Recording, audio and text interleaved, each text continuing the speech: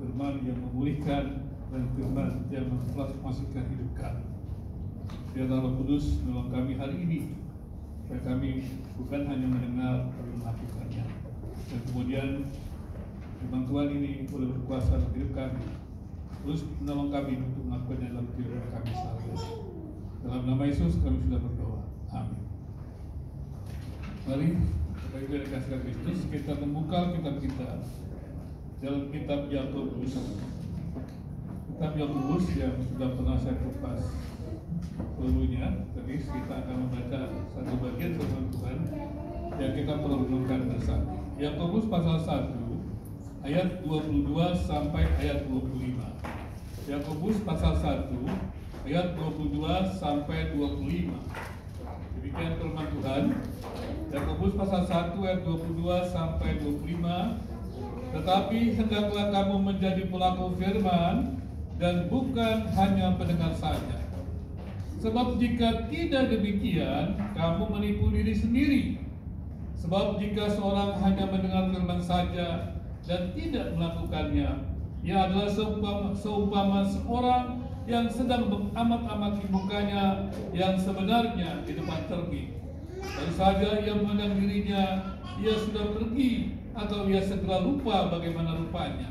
Tapi barang siapa meneliti hukum yang sempurna, yaitu hukum yang memerdekakan orang, dan ia bertekun di dalamnya, jadi bukan hanya mendengar untuk melupakannya, tetapi sungguh-sungguh melakukannya, ia akan berbahagia oleh perbuatannya. Jemaat yang dikasihi oleh Kristus, hari-hari ini kita sungguh bersyukur karena firman Tuhan tersebar lewat berbagai media. Hari-hari ini kita bersyukur juga dengan kemajuan teknologi informasi, setiap kita bisa menemukan firman Tuhan itu kapan saja. Dan orang-orang yang begitu senang memang berkomitmen untuk bisa membaca firman Tuhan sebelum melakukan segala sesuatu. Mereka mendapat kesempatan berbagai macam cara. Seperti misalnya kita mendengar istilah no Bible, no breakfast, gitu ya. Sebelum baca Alkitab, belum melakukan yang lain. Tetapi jemaat yang dikasihi oleh Kristus, ada banyak orang Kristen bersalah ketika mereka tidak membaca Alkitab sebelum mereka melakukan yang lain. Tapi pertanyaannya adalah, apakah kita merasa bersalah ketika kita mendengarkan firman Tuhan, kita tidak melakukannya? Ini pertanyaan yang penting, karena kita katakan jangan kita hanya mendengar, tetapi juga harus melakukannya. Banyak orang suka menghadiri tempat-tempat di mana mereka mendengarkan khotbah-khotbah yang bagus, seminar-seminar tentang firman Tuhan yang bagus, kajian-kajian tentang Alkitab yang bagus. Mereka senang, dan itu baik memang. Tetapi sekali lagi, tidak cukup kita mendengarkan kebenaran firman Tuhan, tetapi kita juga harus melakukannya. Kata Alkitab seperti itu. Dan menariknya, dengan tegas dikatakan, tetapi hendaklah kamu menjadi pelaku firman dan bukan hanya pendengar saja. Sebab jika tidak demikian, kamu menipu diri sendiri. Pertanyaannya adalah kemudian, mengapa orang yang mendengar firman Tuhan menipu dirinya sendiri? Ada apa sebenarnya? Padahal kan mendengarkan khotbah, belajar firman Tuhan, menghadiri ibadah-ibadah itu penting. Tetapi kata Alkitab, kalau kita hanya berhenti sampai mendengar firman Tuhan tanpa kemudian melakukannya, berjuang untuk melakukannya, dikatakan kita menipu diri kita sendiri. Nah, pertanyaannya kemudian, mengapa demikian? Jadi hari ini kita akan melihat 3 hal penting dari firman Tuhan yang akan menolong kita supaya kita berusaha untuk menerapkan firman Tuhan seperti yang dikatakan Alkitab. Yang pertama adalah firman Tuhan itu adalah cermin. Jadi Bapak Ibu yang dikasihi oleh Kristus, jika kita membaca Alkitab, maka firman Tuhan itu seperti cermin ini. Pada waktu kita melihat cermin ini, maka kita melihat apakah kita sudah rapi, apakah kondisi kita bersih atau tidak, rapi, bersih atau tidak. Jadi cermin itu adalah untuk menilai. Pada waktu kita membaca Alkitab, firman Tuhan itu menilai kita. Apakah kita ini sudah bersih? Apakah kita ini sudah rapi kalau kita berpakaian? Tapi kalau kita membaca Alkitab, artinya apakah kita sudah benar? Apakah kita sudah melakukan firman Tuhan? Apakah hidup kita adalah memuliakan Tuhan? Ada banyak orang senang menandai Alkitabnya dengan kata-kata penting, ayat-ayat penting di dalam Alkitab. Betul tidak? Salah tidak? Tidak salah. Tapi pertanyaannya adalah, apakah Alkitab itu menandai hidup kita? Beda ya? Kita menandai Alkitab, ini loh ayat-ayat penting. Tapi pertanyaannya, apakah ayat-ayat penting itu betul-betul berlaku dalam hidup kita? Atau dikatakan, apakah Alkitab itu, firman Tuhan itu menandai hidup kita? Ada firman Tuhan yang menandai hidup kita. Bukan hanya kita menandai firman Tuhan, tetapi firman Tuhan menandai artinya menunjukkan bahwa hidup kita adalah benar sesuai firman Tuhan. Jadi kalau kita menandai Alkitab, kita menunjukkan ini loh ayat-ayat penting untuk hidup saya. Tapi kalau Alkitab menandai kita, atau firman Tuhan menandai kita, itu artinya adalah bahwa hidup kita itu benar sesuai dengan firman Tuhan. Ini berbeda kan? Tapi yang terjadi adalah kita suka menandai, kita suka mendengar, tapi firman Tuhan tidak menandai kita. Berarti firman Tuhan tidak menilai kita, firman Tuhan tidak menguji kita. Itu yang pertama. Dan kemudian, kenapa tidak boleh kita hanya mendengar tetapi tidak melakukannya? Karena dikatakan demikian, kalau orang bercermin dan kemudian ketika dia bercermin dia tidak lihat apakah dia rapi atau sudah bersih atau tidak, maka cermin itu tidak ada gunanya. Alkitab itu firman Tuhan menguji, menilai. Maka pada waktu kita membaca Alkitab, maka firman Tuhan memberitahukan kita, kalau kita tidak terburu-buru, ya. Seringkali kita baca Alkitab itu terburu-buru, gitu ya. Yang penting baca Alkitab lah. Kalau nggak baca Alkitab rasanya nggak bersalah, gitu kan. Kadang-kadang, Alkitab itu nggak berbicara dalam hati, nggak bersuara, gitu ya. Kalau suara katanya nyaman. Dia cukup senang mendengar ada suara firman Tuhan. Tapi lupa bahwa firman Tuhan itu harus dilakukan. Mungkin kemudian pertanyaannya adalah, kalau kita melihat cermin dan tidak memperhatikan gambar kita dalam cermin, itu sama saja kita tidak memperhatikan Alkitab atau firman Tuhan yang memotret diri kita. Jadi waktu kita baca Alkitab, baca firman Tuhan itu memotret diri kita. Cermin kan, memotret diri kita. Kemudian pertanyaannya, kita perhatikan nggak kondisi kita? Gitu kan? Kalau kita tidak perhatikan kondisi kita, itu artinya kita tidak melakukan firman Tuhan. Kemudian yang menariknya lagi, bagaimana kita mau mentaati? Kalau kita buru-buru bercermin gitu, tidak menggunakan. Kalau saya buru-buru gitu, ya nggak ada gunanya saya melihat cermin ini. Tapi coba saya amati, mana ya saya lakukan. Gitu kan? Nah, itu berarti saya sedang berusaha mentaati firman Tuhan. Jadi waktu baca firman Tuhan, kita tidak boleh terburu-buru. Kita dengar baik-baik, kemudian kita renungkan, dan kemudian kita lihat diri kita menjadi ujian bagi kita, dan kemudian menjadi pelita bagi kita. Itu artinya kita menguji kita, kemudian kita berjalan menjalan dalam firman Tuhan, itu menjadi firman Tuhan jadi pelita. Jadi jangan baca firman Tuhan seperti melihat cermin dan kemudian lupa sama sekali. Baca firman Tuhan, perhatikan baik-baik, kemudian lihat diri kita, yang kurang kita minta perbaiki, yang sudah baik terus ditambah baik, dan kemudian kita tahu berjalan dalam terang. Artinya firman Tuhan itu mengarahkan kita untuk berjalan terus dalam terang. Waktu beberapa minggu lalu saya menjelaskan bagaimana Paulus memerintahkan Timotius ya untuk hidup ya benar-benar dikatakan dalam iman dan kemudian dalam hati nurani yang murni. Saya katakan hidup dalam hati nurani yang murni pada waktu itu adalah sebuah kehidupan menjalani kehidupan kehendak Tuhan dan tidak bergantung kepada penilaian orang, atau dimanapun kita berada, kita tetap berada dalam kehendak Tuhan. Seperti itu. Jadi dalam kebenaran, itu namanya menjaga hati nurani yang murni. Dan sekarang bagaimana kita menjaganya juga? Itu dalam ketaatan itu. Sama sebenarnya di dalam ketaatan itu kita membaca firman Tuhan, kita minta tolong Tuhan untuk menolong kita, membersihkan kita, kemudian memimpin kita sehingga firman Tuhan menjadi terang bagi jalan kita. Nah, itu namanya kita menggunakan firman Tuhan sebagai cermin, sebagai penilai, sebagai penguji, bukan kita yang menilai. Dialog-dialog tentang diskusi Alkitab itu menjadi aneh. Selalu orang seribut sesat tidak sesat.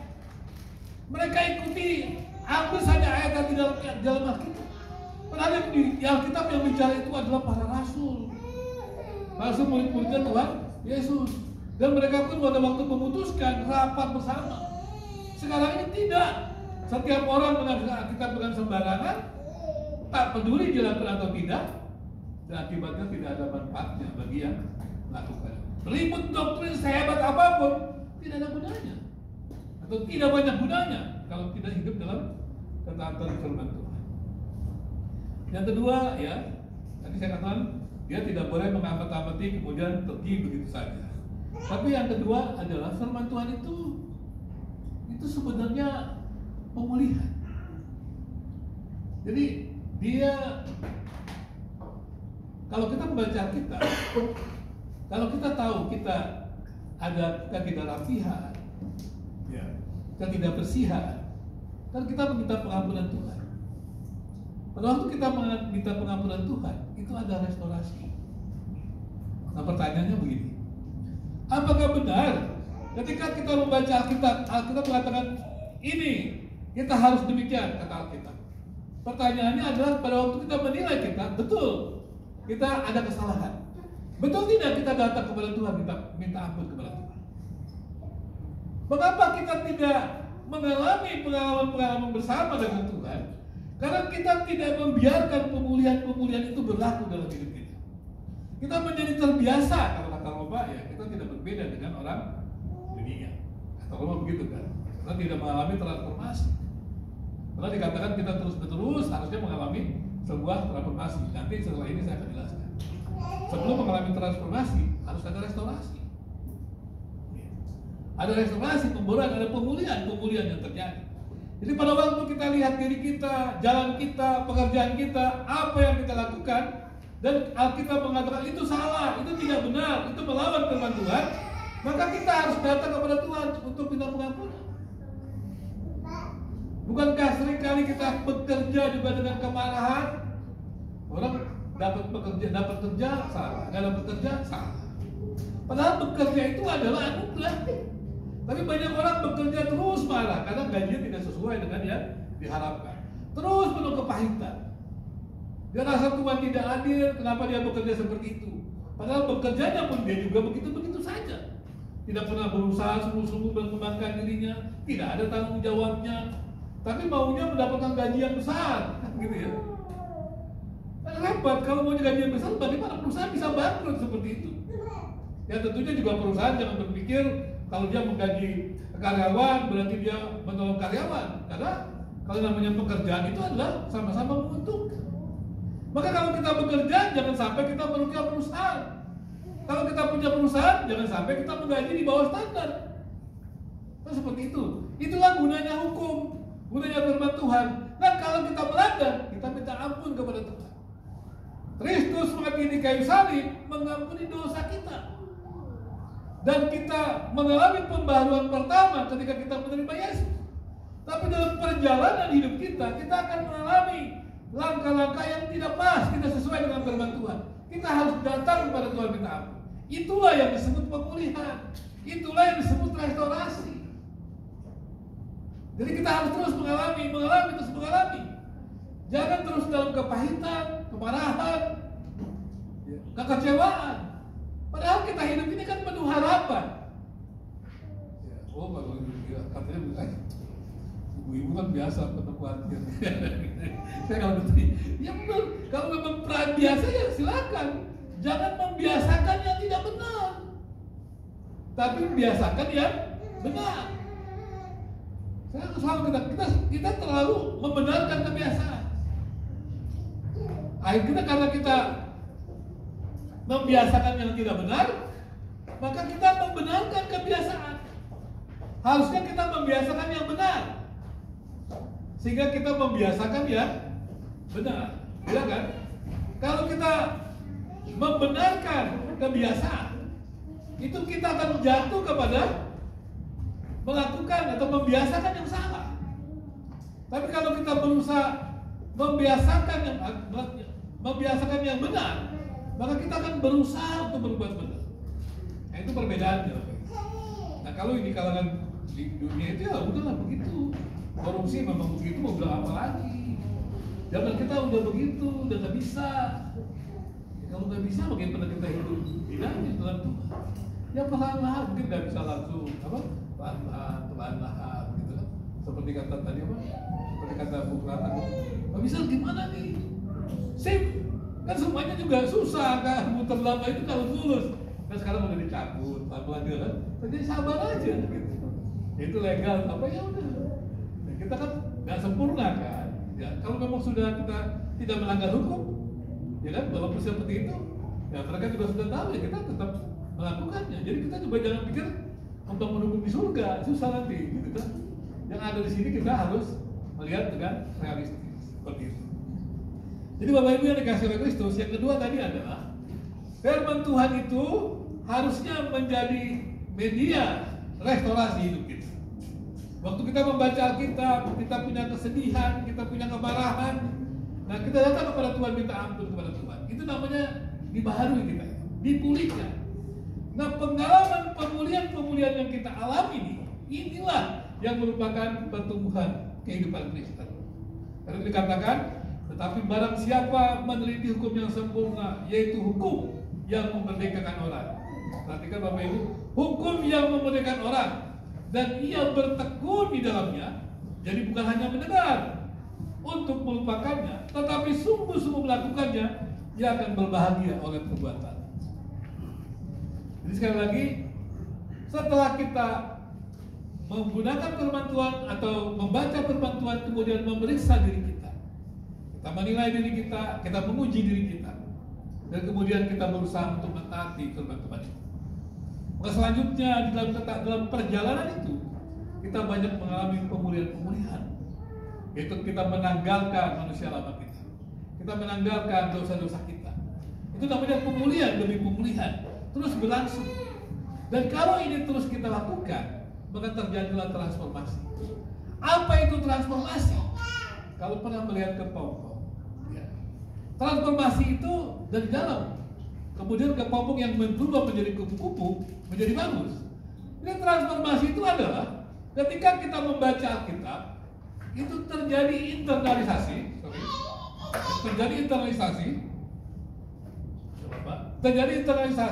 dan kemudian itu mempengaruhi hidup kita, merubah hidup kita. Dan itulah yang kemudian membuat hidup kita menjadi indah. Karakter-karakter kita itu bertumbuh. Saya mendengar ada seorang dosen saya di Batu dulu, orang barat ya, namanya Sulaiman, Dr. Sulaiman. Dia katakan, orang-orang juga kata tentang dia, dulunya dia tuh orangnya agak keras, tapi makin tua makin bagus, makin baik. Jadi ada pertumbuhan. Nah pertanyaannya adalah, betul nggak sih kita mengalami transformasi gitu? Kan kita ini kan dikatakan mengenakan manusia baru, menanggalkan manusia lama. Nah pertanyaannya adalah, apa yang kita tanggalkan? Apa yang kita kenakan? Itu transformasi. Nah kalau kita menanggalkan yang buruk, mengenakan yang baik, maka kemudian yang tampil keluar adalah yang baik. Yang buruk tidak tampil lagi karena sudah ditanggalkan. Itulah yang disebut transformasi. Firman Tuhan itu mentransformasi hidup kita. Karena itu Bapak Ibu alamilah pengalaman-pengalaman itu. Jadi jangan sampai bergereja, jangan sampai menjadi Kristen, kita tidak mengalami ini. Nggak bisa orang lain menolong kita.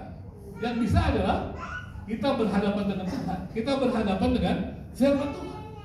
Nah coba bayangkan kalau kita mengalami itu terus, apakah tidak baik kehidupan kita? Saya percaya orang yang terus-menerus memeriksa dirinya dengan firman Tuhan, mengakui datang kepada Tuhan kelemahan-kelemahannya, menerima pengampunan Tuhan, dan kemudian menyediakan diri mengalami transformasi dari Tuhan, maka hidupnya akan sangat limpah, sangat kaya dengan ucapan syukur, dengan sangat kaya dengan banyak kontribusi-kontribusi yang luar biasa. Pikirannya nggak menjadi egois, dagingan gitu ya. Kita kan sekarang ini berjuang. Kalau Anda perhatikan setiap respon kita, itu ada respon kita kedagingan, ada respon kita nafsu kita, ada respon yang dicobai oleh cobaan-cobaan iblis. Dan ini kan tiap hari harusnya kita agak. Waktu kita merespon, kita lihat ini suara apa nih? Suara kedagingan kita, jebakan iblis, atau apa nih? Seperti itu kan. Dan kita berusaha untuk taat kan. Kenapa nih? Kok kita nggak menjadi taat gitu kan? Itu namanya kita sedang menerapkan Tuhan. Jadi Bapak Ibu jangan bayangkan, wah susah sekali ya jadi Kristen. Seperti itu kan. Saya masih ingat dulu waktu saya masih baru-baru melayani, ketemu anak-anak SMP gitu. Waduh, gak enak jadi Kristen, gak bisa kemana-mana, gak bisa ke bar, gak bisa kemana-mana. Saya bilang begitu. Gimana Pak? Teman-teman ke sana. Ya. Gimana ya? Ya ciptakanlah sesuatu yang baik. Terus saya di tempat lain, di suatu tempat. Bapak-bapaknya jarang ke gereja, kerjanya di lampu tua terus.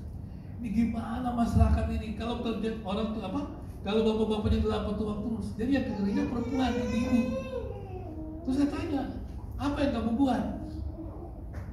Harusnya kita cari terobosan kan?